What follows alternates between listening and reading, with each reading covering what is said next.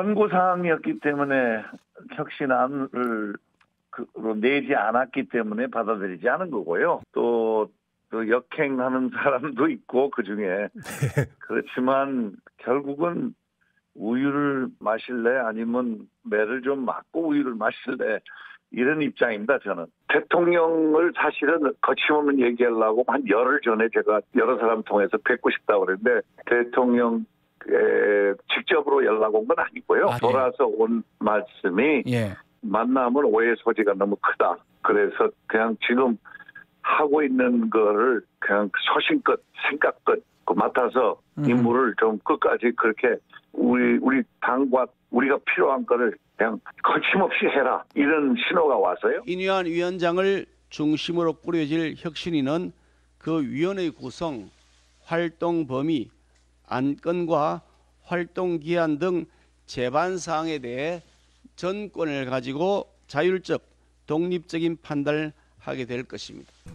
일부 위원의 급발진으로 당의 리더십을 흔들거나 당의 기강을 헛떨어뜨리는 것은 아마 하지 않아야 될 것이라고 생각하고요.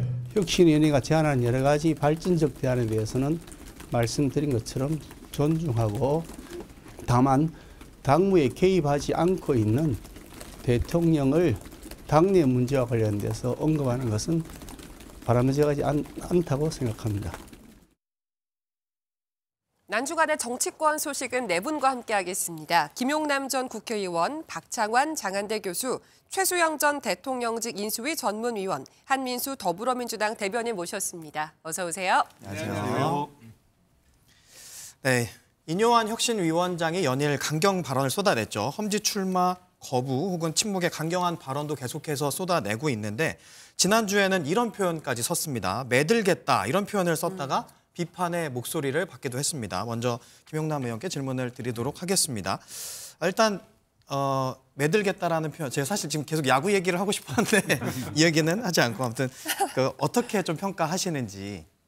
뭐 야구 얘기하고 연결시켜 얘기하면 야구 방망이를 들겠다 뭐 이런 의미일 수도 있겠죠. 근데 인유한 위원장의 메시지는 분명합니다.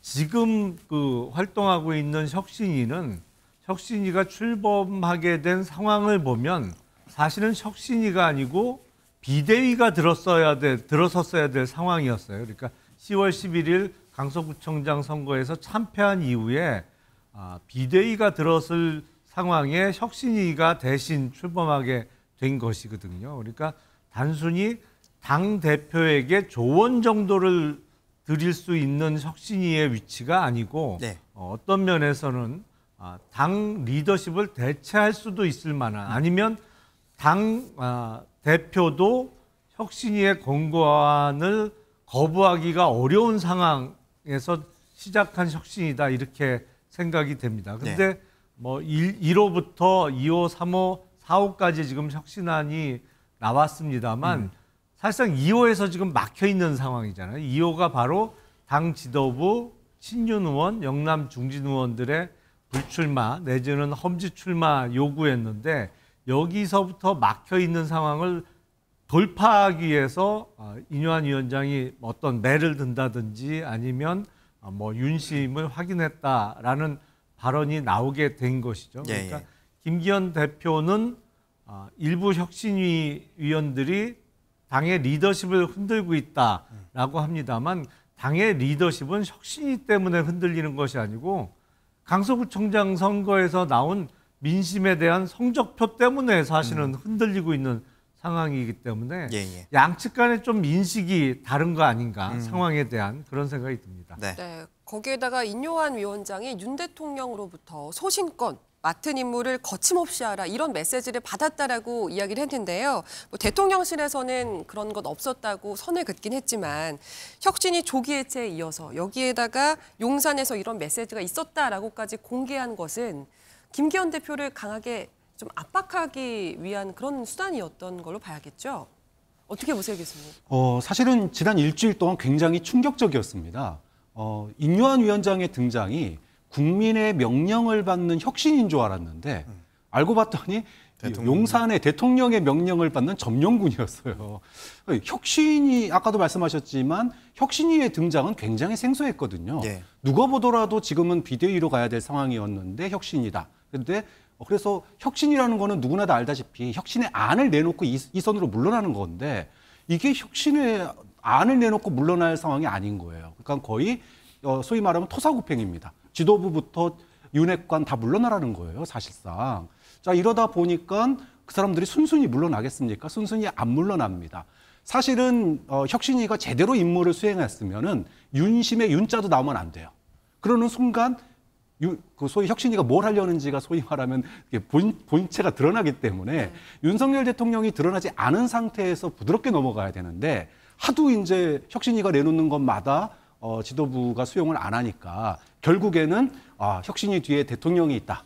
이 얘기가 이제 나오게 된 거예요. 네. 그러면 이제 국민들의 판단이 남은 겁니다. 그러면 이 혁신위의 이야기가 혁신의 칼자루를 쥐고 있는 사람이 누구냐? 사실은 아까 강서구청장 보궐선거 패배 이후에 국민의힘 내부에서도 그렇고 국민의 여론도 그렇고 혁신의 대상은 용산의 대통령 책임론이 굉장히 대두가 됐었거든요. 네. 그런데 결국은 지금 이렇게 놓고 보면 혁신의 대상이 칼자루를 쥐고 있는 상황이 돼버린 거예요. 자, 이거를 갖다가 얼마나 아름답게 또 예쁘게 국민의힘과 혁신위가 잘 포장해 나갈지는 모르겠지만 일단 뭐 상황은 대통령의 토사구팽 시즌2 보고 있는 상황입니다. 이런 비판에 대해서 어떻게 보세요, 위원님? 뭐 굉장히 뼈아프게 받아들여야죠. 왜냐하면 사실 지금 혁신위의 시간이 지금 출범한 지가 거의 한 달이 다 돼가는데 처음에는 저는 굉장히 의제 설정 능력이라든가 그다음에 돌파할 수 있는 주도권을 잡았다고 저는 봤었어요. 근데 사실 1호 혁신안이었던 대통합, 도통합 문제만 사실 뭐 추인이 되고 그다음에 사실 그것도 좀 갈등은 있었지만 그럼에도 불구하고 어떤 혁신의 두 가지 큰 방향, 그러니까 말하자면은 통합과 그다음에 혁신이라는 두 과제에서 하나의 그래도 물꼬는 튀었고 그다음에 거기에 대해서는 첫 단추는 잘 끼었다고 봤는데 네. 2호 의제, 2호, 3호 사실 의제들은 이게 제도화 시스템이 뒷받침, 뭐 이건 정수 줄인다거나 하는 건 제도화, 이건 어떤 시스템이 뒷받침돼줘야 되는 거니까 조금 차후로 미루더라도 인요한 위원장이 아주 회심의 카드로 던졌던 말하자면 희생, 기득권에 대한 희생. 근데 그것이 물론 이제 험지 출마냐 불출마냐 여러 가지 방식으로 나타날 수 있지만 희생을 얘기했는데 희생에 그 말하자면 답신들이 안 왔다는 거예요. 답신은 고사하고 사실은 뭐 일종의 저항으로 볼 수 있는 그런 그런 행태들이 나옴으로써 인요한의 혁신위가 지금 결국 윤 대통령실 측에다가 SOS를 칠 수밖에 없는 이런 상황까지 왔다는 거는 혁신위가 지금 자기의 시간을 잃어가고 있다는 방증이죠. 그래서 혁신위가 지금 남은 시간이 이렇게 많지 않은데 저는 이렇게 생각합니다. 당에서도 당연히 호응이 돼야 되겠지만 인요한 위원장은 인요한 위원장대로 여론전이라든가 그다음에 당내에서 본인이 갖고 있는 어떤 그런 여러 가지 돌파력을 가지고 이거를 계속 혁신의 시간을 끌고 와서 마지막 성과를 내야지 대통령이 마지막 결자 해제해달라는 식으로 이렇게 시그널을 보내는 거는 오히려 저는 당내 분란이 더 부추길 수도 있고 네. 국민들이 이게 민심을 바라보는 혁신이 아니구나라는 또 오해 소지도 있을 수가 있어서 이때쯤은 다시 이제 좀 낮은 자세, 로우키로 좀 가는 그런 시간을 가지면서 혁신이가 이제부터는 무엇을 출구 전략을 짜야죠. 어떤 식으로 조금 우리가 말하자면 과제에 대한 성과를 남길 수 있는 것이냐를 서두르지 말고 그다음에 여기에 대해서 정확하게 선택과 집중을 통한 혁신의 마무리 시간을 좀 해야지 더 확전하거나 끌고 가는 것 이거 저는 크게 도움이 안 될 거라고 봐요.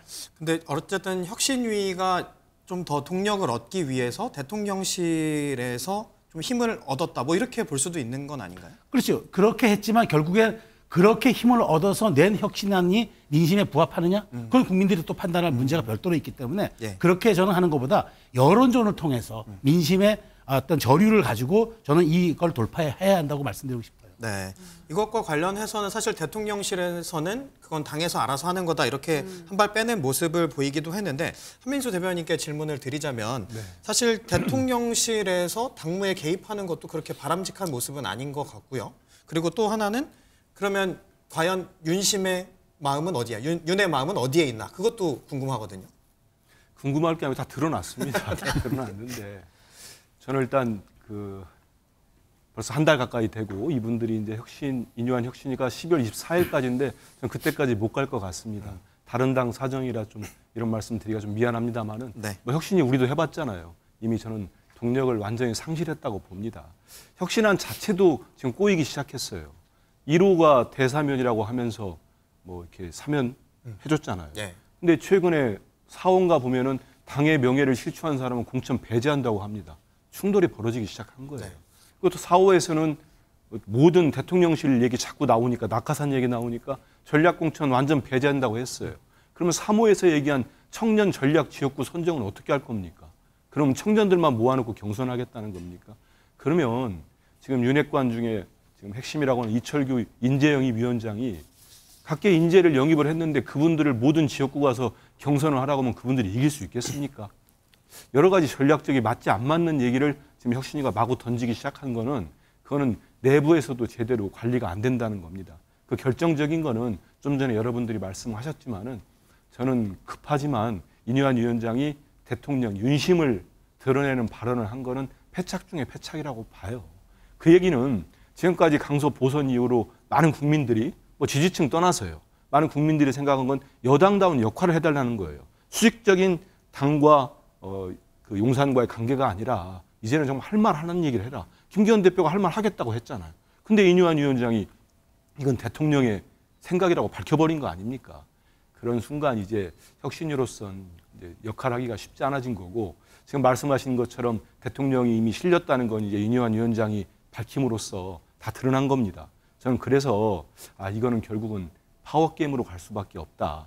그리고 이미 윤핵관 중에 핵심이라는 장제원 의원께서 버스 92대 4,200명을 모여가지고 또 유튜브에 나와가지고는 나는 권력자에게 할 말을 하는 사람이다. 그 권력자가 누구겠습니까?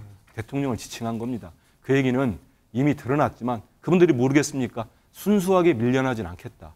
이제 대통령이 새 판을 짜려고 인유한 위원장을 등장시키면서 했는데 지금은 이제 신구 세력 간의 파워게임이 벌어질 거고 그 사이에 이제 새로운 또 대통령이 원하는 비대위원장이 됐던 뭐가 됐던 또 내세우지 않을까를 생각을 해봅니다. 네. 김기현 대표 상황도 녹록지가 않죠. 혁신안을 받아들일 수도 없고 이걸 받아들이지 않을 수도 없는 그런 상황인데요. 이런 와중에 김기현 대표와 인유한 위원장이 어제 비공개 회동을 가졌습니다. 관련 영상 보시고 이야기 나눠보시죠. 이견과 의견 차이가 있는 것은 당연한 겁니다.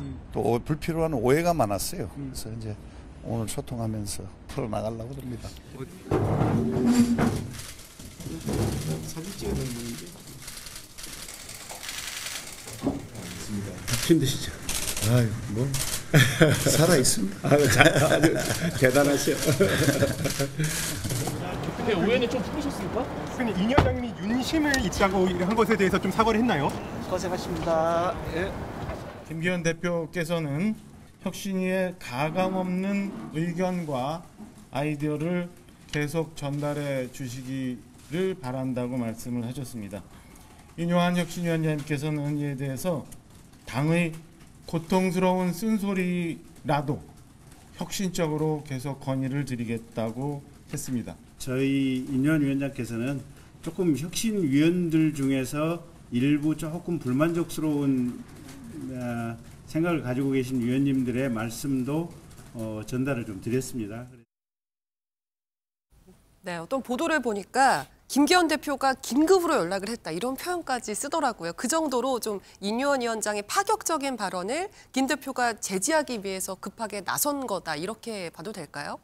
우선은 상황을 수습해야 되는 것은 맞죠. 왜냐하면 계속 인유한 혁신위원장은 어떠한 희생 요구 그리고 혁신안에 대해서 안을 던지는데 이게 당 지도부에서 받아들여지지 않고 있는 상황이고 또 갈등이 점점 증폭되고 있는 것처럼 비춰지는 모습이기 때문에 김기현 대표 입장에서도 부담스러울 수밖에 없죠. 그리고 김기현 대표는 혁신위가 출범할 때 분명히 얘기를 했단 말이죠. 정권을 주겠다. 뭐 어떠한 혁신안이라도 받아들이겠다는 취지로 이야기를 했는데 네. 그 혁신의 대상으로서 이제 본인이 지목되다 보니까 그렇다면 이거를 본인이 어떠한 정치적 결단 내지 희생을 요구받고 있는 상황에서 그걸 또 안 받으면 국민들에게 비춰지는 모습은 아니 혁신하겠다고 하더니 내가 손해보지 않는 선에서의 혁신만 이야기한 것이냐 뭐 이런 비판을 받을 수 있기 때문에 빨리 갈등을 봉합하고 어쨌든 좀 상황을 수습하면서 시간을 벌어야 되는 상황인 건 틀림없어 보입니다. 근데 이게 혁신위가 그래도 지금 남은 활동 기간이 거의 40일, 뭐 30일이 넘는 기간이 남아 있기 때문에 얼마나 더 봉합이 될지는 잘 모르겠어요. 결국엔 결론은 어떤 식으로든 내야 되거든요. 결론이 만약에 제대로 안 나고 혁신안이 당 지도부 또 원내 의원들로부터 받아들여지지 않는다. 네. 그러면 인요한 혁신위원장을 비롯한 혁신위원들이 어떤 결단을 내릴 수밖에 없겠죠. 그러니까 두고 봐야 되는데 조마조마합니다.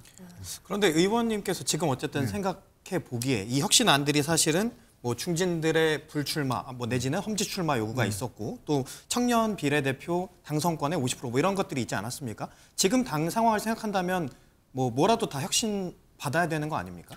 그렇죠. 사실은 강서구청장 보궐선거에서 확인된 민심에 의하면 뭐 인요한 위원장의 그 취임 당시의 말대로 와이프하고 아이 자식 빼고는 다 바꿔야 되는 상황인 거는 틀림없죠. 근데 어쨌든 모든 혁신과 개혁에는 저항이 있기 마련인데 인요한 혁신위원장이 전술적으로 전략적으로 한 가지 실수를 했다면 초반에 전선을 너무 넓혔어요. 그러니까 싸움의 제1원칙이 첫 번째가 적을 너무 많이 만들지 마라. 한꺼번에. 그러기 위해서는 단계적으로 좀 정리를 해나가는 방법이 필요했을 텐데 네. 당 지도부, 친윤 의원, 거기에 영남 중진 의원까지 한꺼번에 언급을 하다 보니까 다 적이 된 것이죠. 네. 그 전선이 너무 넓어져 갖고 당 지도부의 어떤 용단을 촉구할 원내 세력이 없어진 것이죠. 그러니까 그거는 조금 전술적으로 전략적으로 좀 아쉬운 점이 있습니다. 네. 어제 어쨌든 김기현 대표와 인요한 위원장이 만나긴 했지만 이 만남, 이 회동의 성과가 있었느냐 여기에 좀 회의적인 시각도 있더라고요. 어떻게 평가하세요? 저는 이거 수습 쉽지 않은 상황이라고 봐요. 굉장히 중요한 상황을 지금 대목 시기를 지나고 있는데 자, 생각해 보자고요. 대통령 뜻까지 밝혀서 당신들 물러나라고 그랬습니다. 그런데 만약에 물러나지 않으면은 대통령의 뜻이 관철되지 않은 거예요. 대통령제 국가에서 이제 대통령 된 지 1년 반밖에 안 됐는데 대통령이 여당 지도부 이선으로 물러나시오 했는데 웃기지만 안 물러나 이렇게 되는 순간 그걸 우리는 뭐라 그러냐면 레임덕이라고 부릅니다. 여기서 만약에 혁신이나 또는 인요한 위원장이 흐지부지 돼가지고 뒤로 물러나잖아요. 그것은 곧 레임덕의 시작입니다. 그렇다고 칼질을 만약에 하게 되면 가만히 있을 사람들이냐 이거죠. 정치권에서 청년들 50% 공천, 국민의 눈높이에 맞춰서 좋다 이거예요. 그런데 이분들이 지금 우리가 재보궐선거에 패배한 게 물론 국민의힘도 잘못했는데 국민의힘만 잘못해서 여기까지 왔냐라는 거예요. 사실은 용산 대통령실의 그런 소위 말해서 이념 전쟁이 너무 지금 상식의 궤를 벗어났기 때문에 여기 온 거거든요. 즉 당시에 국민들은 혁신의 대상을 용산이 혁신해야 된다라고 얘기를 했는데 용산은 반사 그래가지고 그거를 지도부하고 윤핵관한테 떠넘긴 거예요. 지금 국면을 전환시킨 겁니다.